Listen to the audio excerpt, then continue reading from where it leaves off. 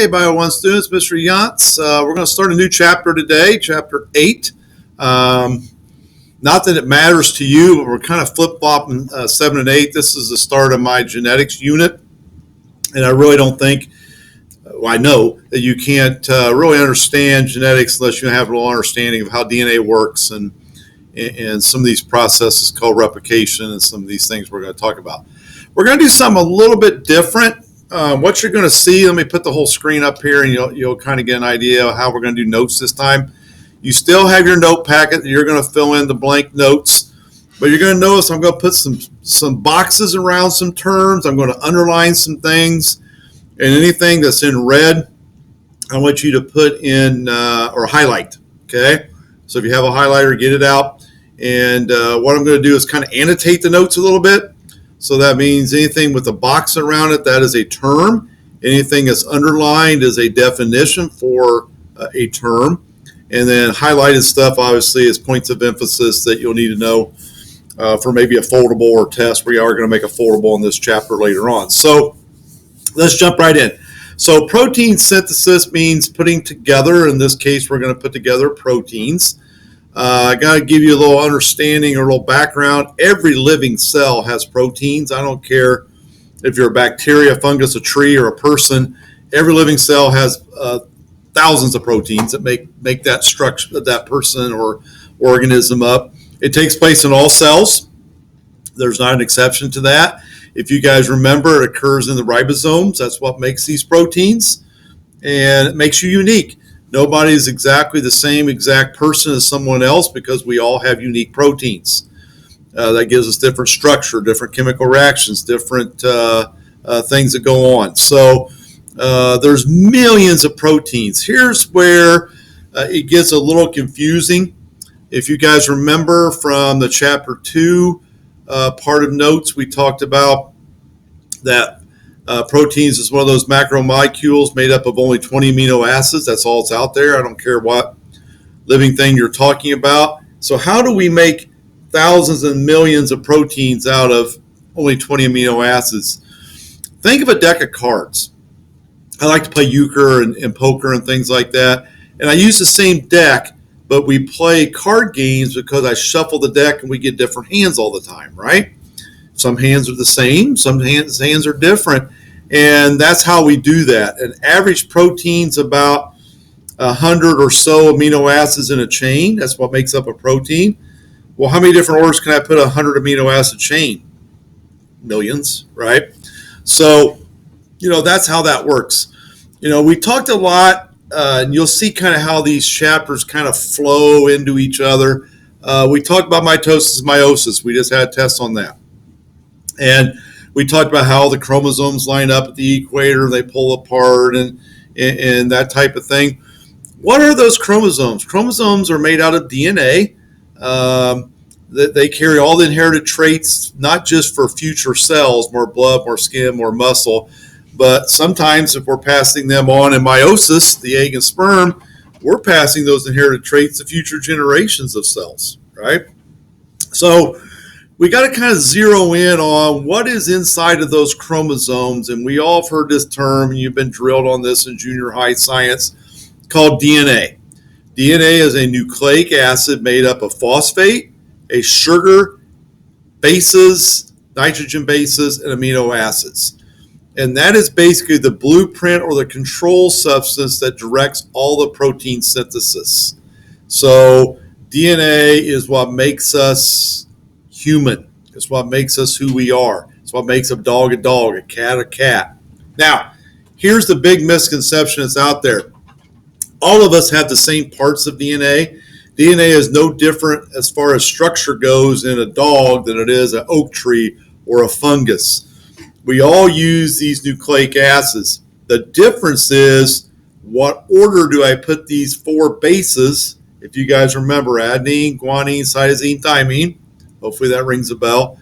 The order we put them in determines what protein is made and if we're a human or a dog or a cat or whatever. Okay, so let's kind of look at a little history of that. In 1953, these two guys, Watson and Crick, Watson was an American biologist. I believe he's still alive today. He's in his 90s, I think. And F.H.C. Crick, a biophysicist from Britain, they made a model of DNA. Now, I kind of want to put this in perspective.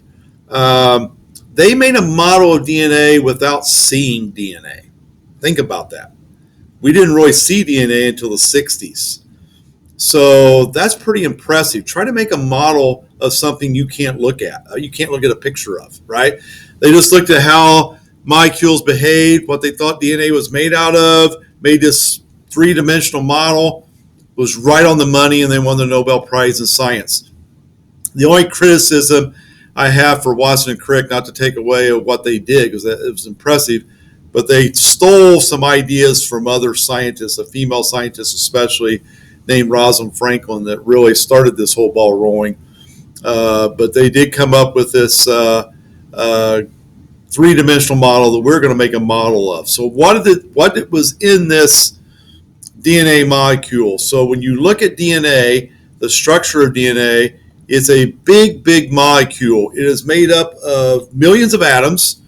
Now I want you to kind of wrap your head around this. This is crazy hard to comprehend, but we have 6 feet of DNA in every nucleus of every cell. So we compress it. We pretty much like putting it in a zip drive. And we smash it into not only a cell, the nucleus of a cell, and we'll take that times 100 trillion. Think how much DNA we have. Unreal. And when you break DNA down, it is basically this spiral staircase that we call a double helix, a really impressive structure. Now, what makes up the parts of DNA? That's just how big it is. The outside is made up of phosphate and deoxyribose of sugar, and they just alternate. So think of a ladder. This would be the outside parts of the ladder, not the steps, the outside. Okay? That doesn't vary in any organism that's on our planet. We all have these outside phosphate and deoxyribose, and they just alternate one and the other. You probably noticed that. We've done a color sheet on this, and you can see that. Okay? And they just kind of alternate back and forth, phosphate, sugar, and we go on both sides. And again, like I said earlier, we will make a model of this in our lab that we're going to do. Okay, and they just alternate back and forth. Now, the interesting part is the middle, made up of combining these 4 bases: adenine, guanine, cytosine, thymine. Okay. That's what makes us unique. That's what makes us human, is what order these are put in. Obviously, humans have a different order than a dog. Dog has a different order than a fungus. Whatever. So we basically have 4 bases. Adenine, guanine, which we classify in chemistry as a purine base. I don't care if you understand totally that yet. We'll get into that later. And cytosine and thymine, which are pyrimidines, we call them. What we found is 2 purines will not combine and 2 pyrimidines will not combine, but a purine and a pyrimidine will match up, those valence electrons like we talked about last chapter, right? And we found that there's a particular order these always go in. Okay, this should sound really familiar. Okay, adenine always goes with thymine, cytosine always goes with guanine, right? A with T, G with C. Should sound very familiar, right? So let's kind of put that up here on the screen, okay? And sometimes they do mispair and we get some mutations. We'll talk about that later, all right? So when you're looking at that, you always got to remember that adenine always goes with thymine and cytosine always goes with guanine. And they can flip-flop, all right? They can go TAAT, GC, CG, all right? Now, I want you to really highlight, put a star beside this. We're going to talk a lot about this in lab. We're going to talk a lot about this in notes. A nucleotide is a term we use that describes a phosphate, a sugar, and 1 base. It could be any of the 4 bases. We could be talking about deoxyribose, which would be DNA, would be the sugar, or ribose that we'll talk about later, which is RNA. Okay? And it takes thousands of these nucleotides to make up one strand of DNA. And we found that there's 6 billion, let me say that again, 6 billion base pairs of DNA in a human. So we have a lot of DNA that makes us who we are.